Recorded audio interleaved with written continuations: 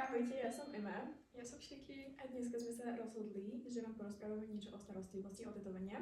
Po tetovaní vám nalepíme fóliu, ktorú si nechávate na tele tak 2, 3, 4 dní. Záleží, ak vám odporúčime. Po uplynutí tejto určenej doby si dávate dolu fóliu.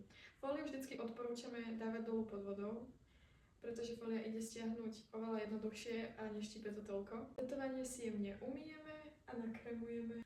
Ak by sa náhodou fólia odlepila skorej, tak okamžite tetovanie vyčistíme s mydlom a môžeme si ho začať kremovať.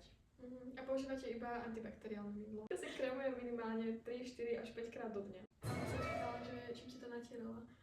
Proste tá typka povedala, že s bravčovou masťou.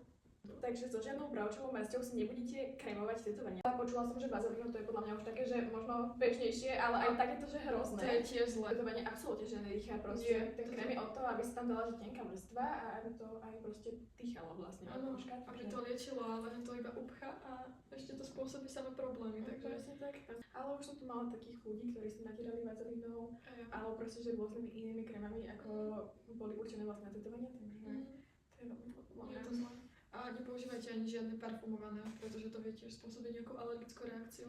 Odporúčam kremovať tetovanie s krémom určeným priamo na tetovanie, pretože to tetovanie máte do konca života a proste nemôže vám byť ľahostajné sa o to nestarať. Nerozumiem tomu, keď sa náhodou o to niekto že nestará, alebo som nakremujem, že aj s hocičím. Proste myslíte na to, že to je do konca života.